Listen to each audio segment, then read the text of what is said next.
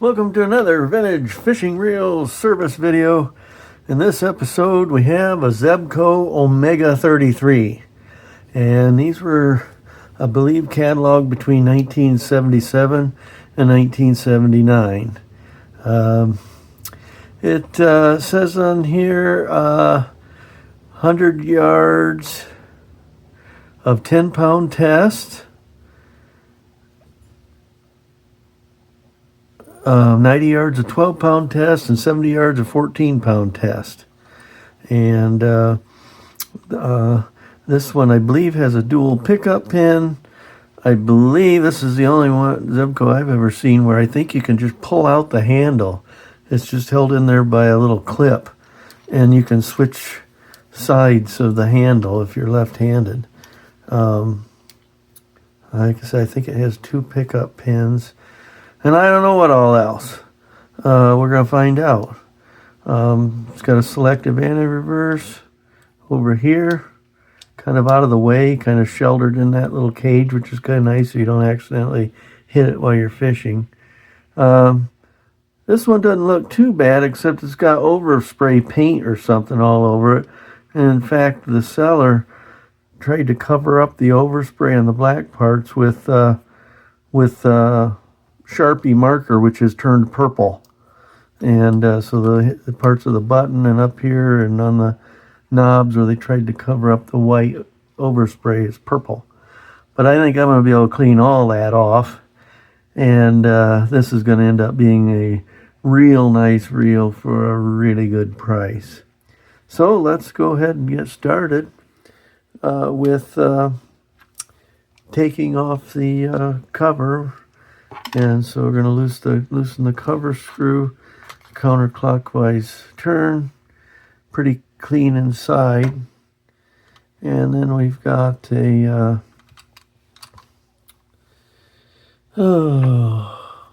nut here. So it looks like it's kind of it's got a rasp on there, so maybe it's for quick removal and quick spool change. There's your dual pickup pins. Pretty hard sticky grease in there. I'm looking forward to getting that cleaned up.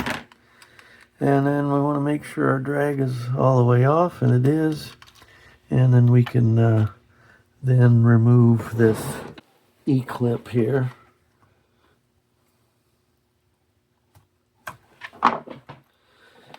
And then we've got a metal drag washer with these little rubber or whatever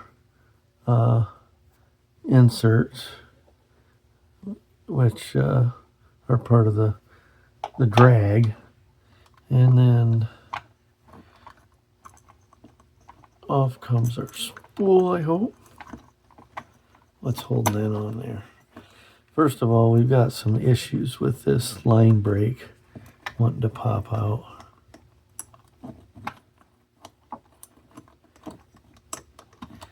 I guess there's some gunk in here that might be what's holding us up. Some really nasty old grease. Maybe that's what's holding us up.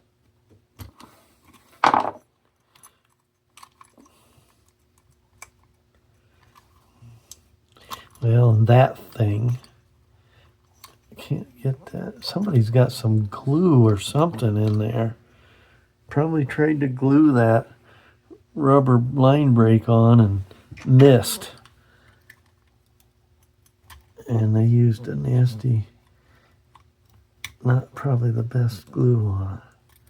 Yeah, that's all messed up. I can't get it around that base of that spool. There's a big, it's like a hot glue gun type glue or epoxy or something in there, and it's stuck to the rubber and got a mess. It's catching on the bottom of that confounded, there it comes.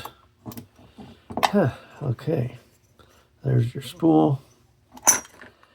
You can see where they just went crazy with the glue and it's pooled. And because that's rubber, hopefully that'll, I don't know, it's not coming off real easy. That's not the right kind of glue.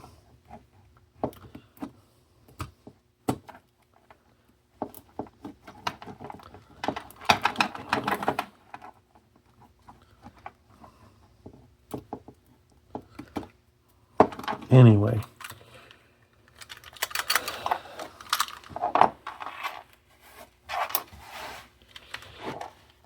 Now we've got another drag washer down in there, I'm guessing. Guessing that pops out.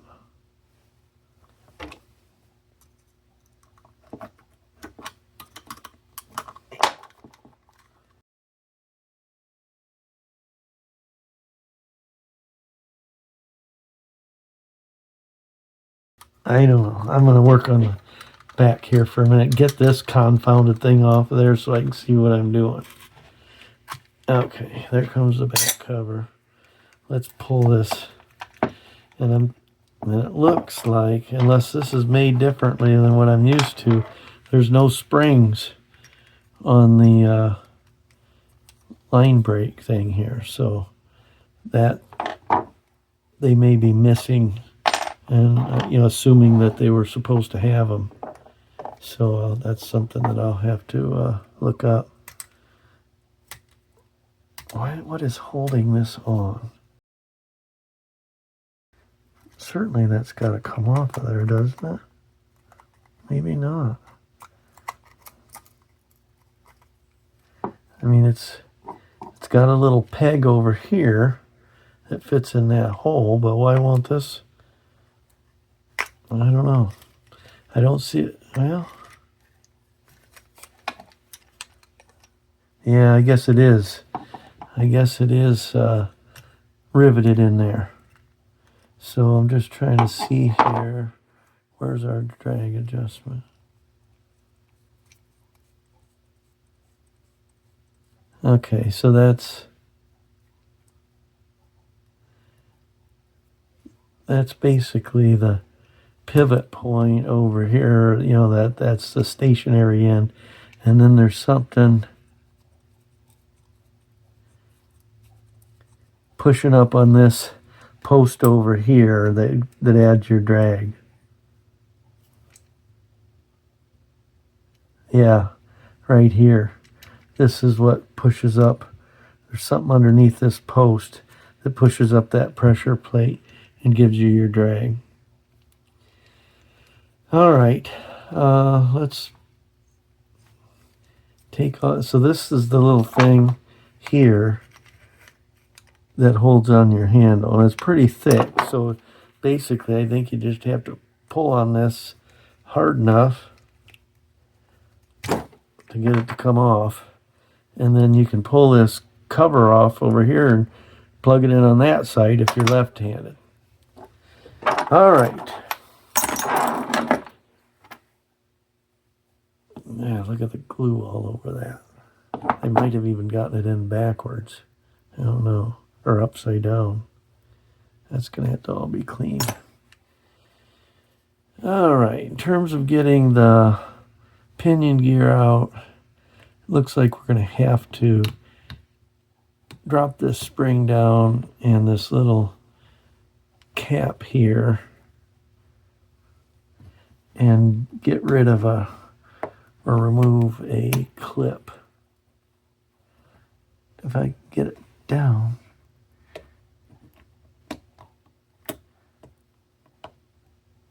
there, I get that little keeper cap thing off of there, and then we're going to have to try to get a hold of this C-clip. Get off of there. And pull. Butterfingers.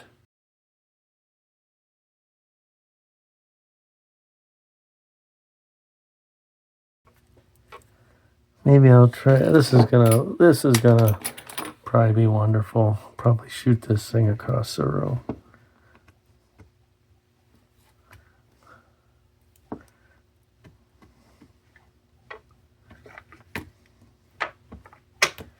There. I guess just taking a tiny screwdriver and wedging it off of there. And there's your little cap.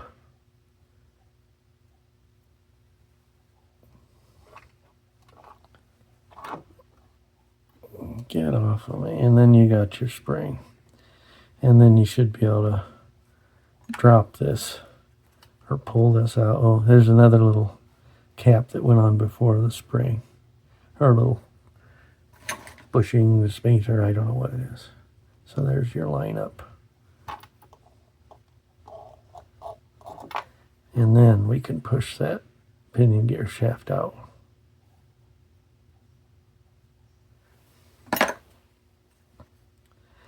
And in order to get the pinion gear out, I'm guessing we're going to have to take off the main gear.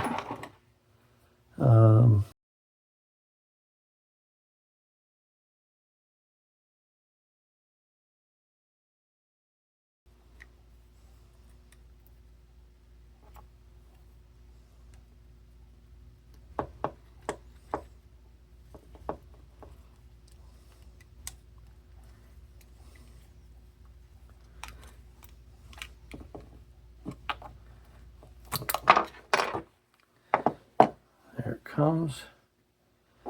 And well, there's your anti-reverse. Okay, so this has to go in this little metal prong. When you put your main gear in, that has to go and fit into that oval hole there on your anti-reverse pawl. So that can go in the parts tray. And then we should, I would think,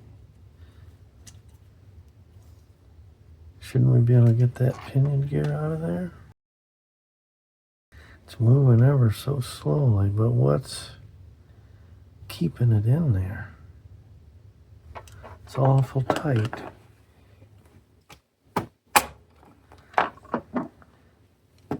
Maybe just nasty old dried up grease. And we got a bearing on there.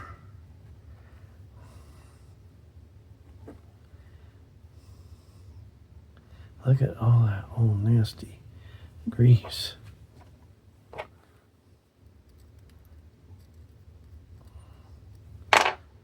Bearing seems all right, but I have to see about if I can get a socket over that and maybe get that off. There is a, looks like there's a shim washer there on the other side of this bearing.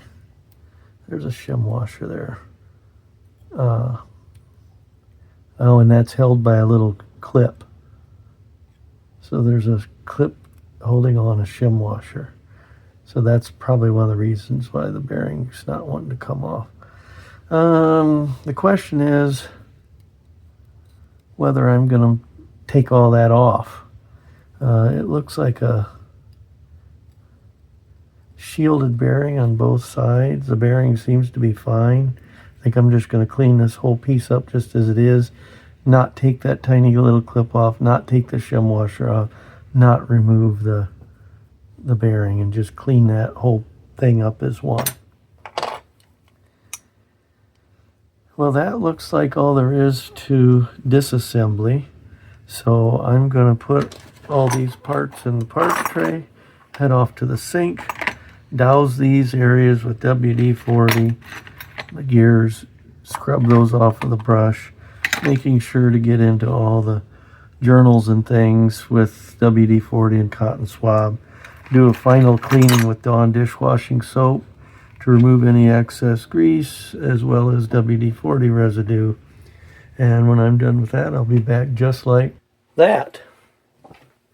Okay, so get all of our parts out here first. And a couple of things before we start reassembly, dealing with the setics.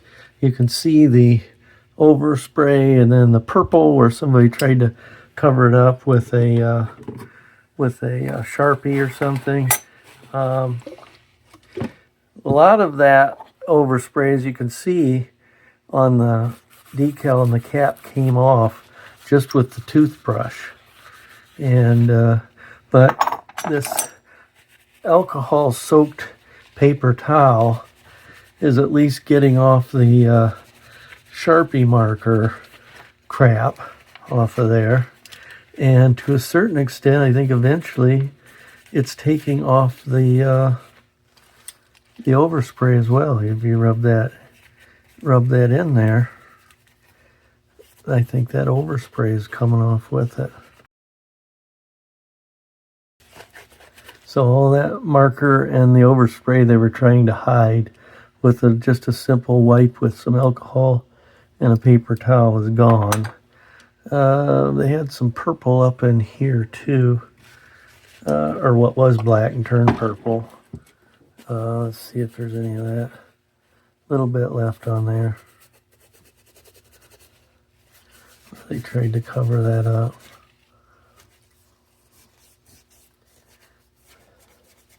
And then I remember they had some on the handles too. That most of that might have come off in the sink. But we'll see here.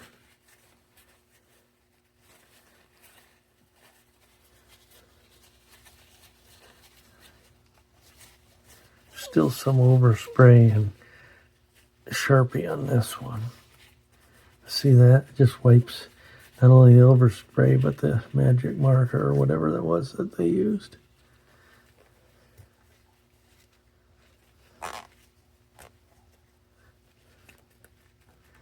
Which is fine with me in terms of that's what got me a better deal on this. Because it scared some others away, just the appearance of it. All right, I think that's all the cosmetics. So now, let's see. Did I miss a little grease down in there? What am I? Oh, there's that. Yeah, I missed a little grease down in there. It's kind of hard to get the toothbrush down into that cavity. That's just why these cotton swabs are really handy for getting down in these crevices. And maybe even up underneath this pressure plate for the drag. Okay. All right. So we've got our pinion gear, and I'm going to go ahead and regret this probably, but I'm going to pull off this E-clip, and what else do I have to do to get that off? There's certainly nothing else.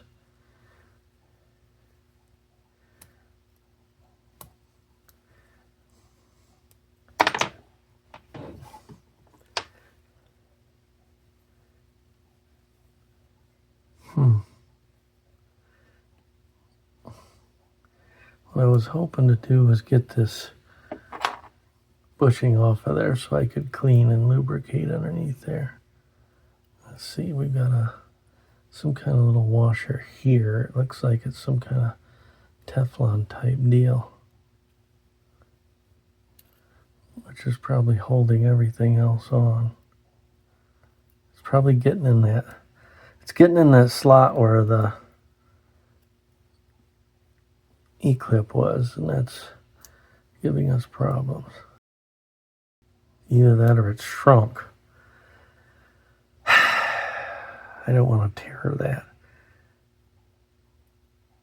Well, I guess I'm just going to put that clip back on. I'm not going to tear that washer trying to get it off of there when I can try to sneak some oil on either side of that. bushing and lubricate it. Actually, I should take that off and do that first, because that'll give me a window to get some oil in there. Pull this back and try to sneak some oil in. Work that in from that side and try to work some in from this side. All right, now we gotta grease the teeth of the main gear. Put some oil on the shaft here. Replace that bushing. Work that in. And remember, this little rod here has to go into that oval there.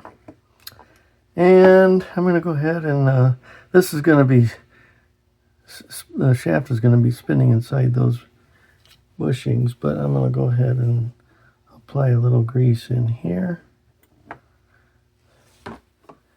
Those journals or whatever you want to call them. And then, wait a minute, we got to get our pinion in first. So let's lubricate that. Even though it's shielded, we'll see maybe some will work its way down in there.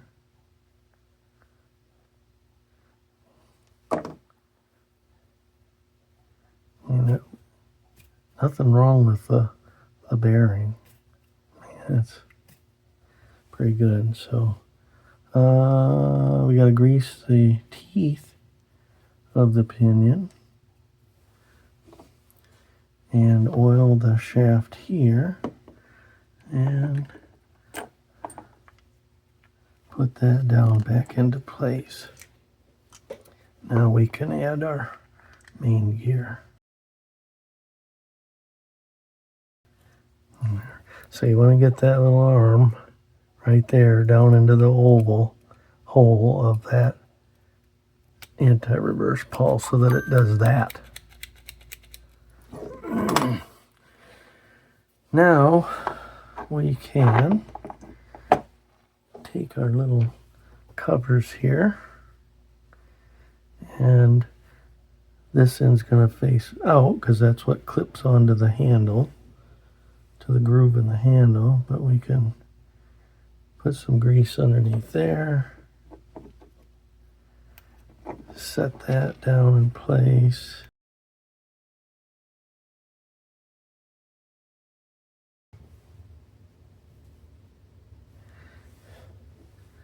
Grease it.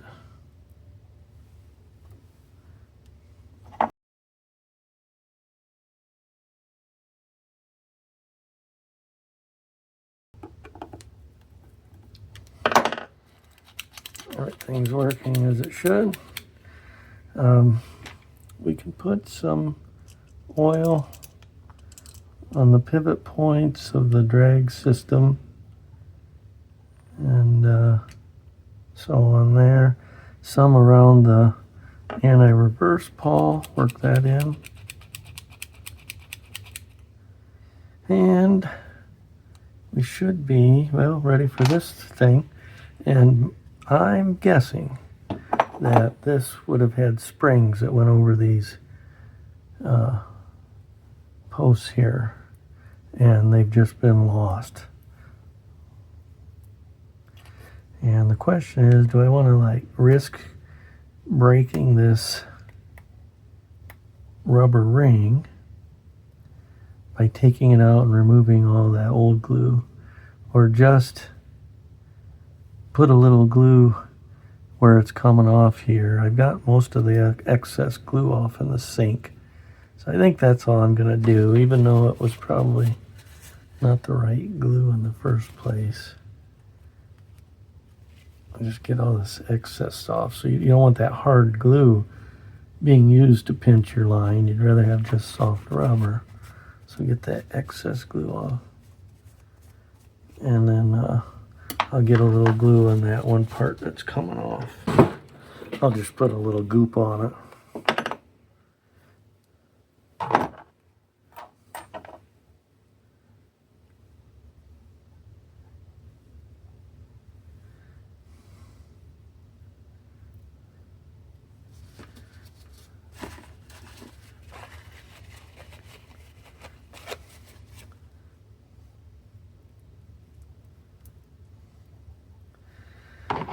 So I don't have OEM springs for this, assuming it has them. It kind of works without them, but I don't think that's the way it's supposed to be. So I'm gonna just complete this project without them and then probably go to the hardware store and get some. But we got to get our pinion gear shaft back into place here. And get our this little spacer bushing whatever on there, and then our spring. And then without sending this across the room, we gotta get that spring pushed down, get our little cap on, concave side up, and then try to sneak this confounded thing E-clip in there. Oh, I got lucky there. And that's done. That was pretty quick and painless. And then we're ready to engage this. Okay, I went to the local hardware store and I found some springs that are a suitable diameter to fit around those posts on the brake ring, and but they didn't have the right length. And so I'm gonna cut these down and try to guess how much tension I want by kind of pressing it down to where I think it would be good, and then making a mark on there with a marker.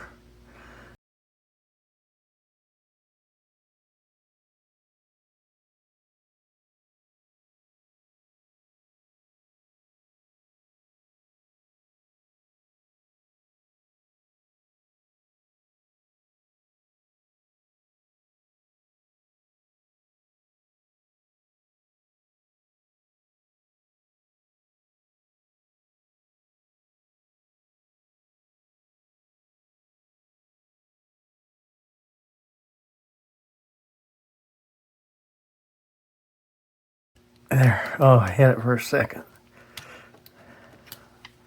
Had it for a second.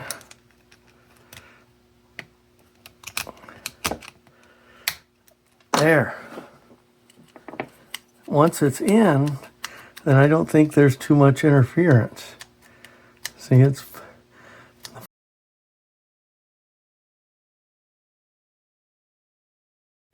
I've got an important correction, update, whatever, on this Zebco Omega 33 I did in the last video. And I didn't discover what I had done wrong until I started working on the next reel, which was a Zebco Omega 1 from the same time period.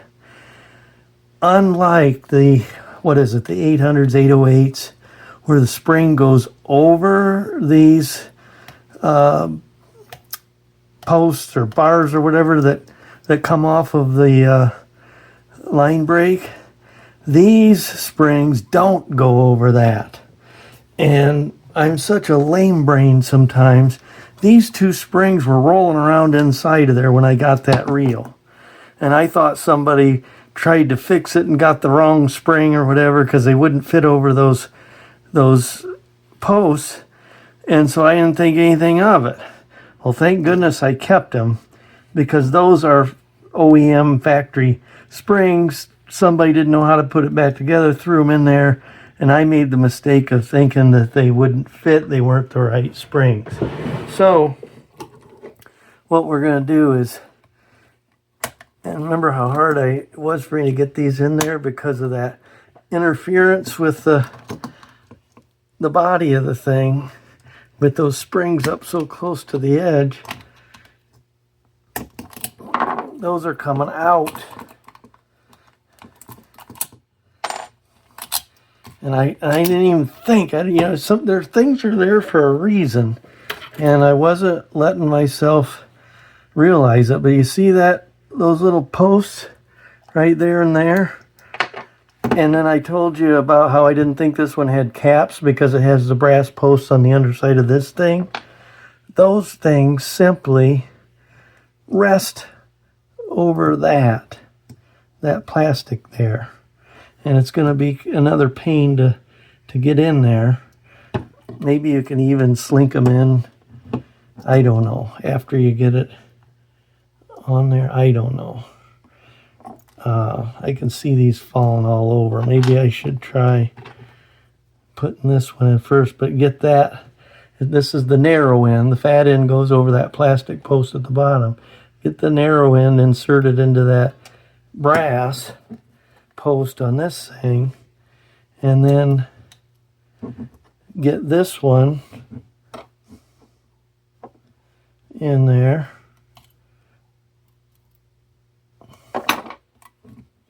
And get that over that brass thing. And then it just pops right in, no problem. I probably had this. I probably bent those things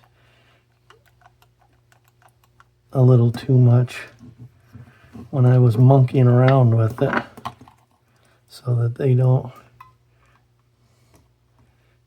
maintain their tension as well. I can fix that. In fact, I might just take that one out and bend that a little bit like that. Stick it back in there. There, now they fit good and tight. So now it's back to OEM. Wow. You live, you learn. Like I said, I've never been into some of these. I was just going off of my previous experience with spring location on some of the old 800s, 808s. And these springs are in a totally different location. They're not around those posts or whatever you call them, flat little bars that come off the line brake. So now, of course, we want to make sure that they've got enough spring and that they're doing their thing, but yep. All right, now we've got the rear cover cleaned and ready to go back on. That's just a clockwise twist. And drag us all the way off. Make sure that post fits down in the hole so that, I guess that's sitting on there. And then we can get a little grease. I mean, theoretically, the only thing you need to grease are these nylon pegs here. But I'll go ahead and throw some everywhere else. But as far as I know, that's the only thing touching the spool. Although we do need to grease this spindle or shaft or whatever you want to call it. And then the top of this thing, this little cam or ramp that engages the pickup pins, because you don't want to wear out. Well, in this case, I think the pickup pins are metal rather than nylon, or the arms here. So still, a little grease there to save wear and tear. At any rate, now we're ready for the spool. And again, we're going to have to get it past that rubber ring, which I've never really had this much problem before. I don't know if that rubber's swollen or what, but there it goes. And then this drag washer. And we slather some there, I guess. And get that to lock into those grooves. And then you can get your E-clip on there. Get in there. Don't tell me this is one of those ones that isn't slotted all the way around. I hate those. Oh, that's good. All right, now we can, we got a D-shaped hole, D-shaped shaft. So just line up the, whoop, dummy. Put that on there like that, and then you're ready for your nut here.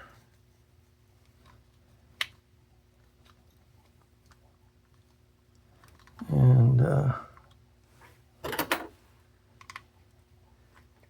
tighten that down. Let's clean this off. I see some schmutz on there.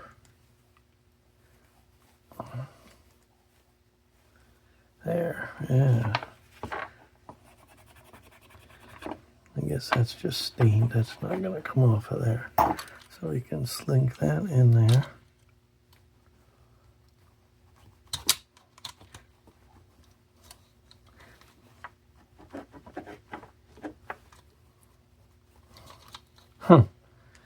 Okay, so you gotta, it's kind of keyed. It's got a little, I don't know what your divider in there, and then there's a slot in this thing, so you got to get those lined up, and then you can push it in. And then we want to get a couple of drops of lubricant, i.e. real oil, into the handle knobs. Work that in.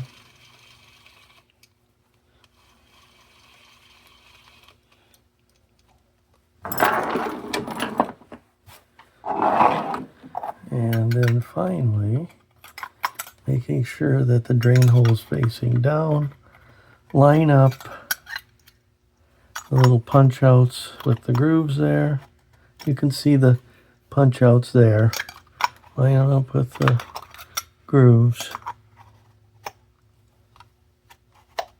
And then do a clockwise twist.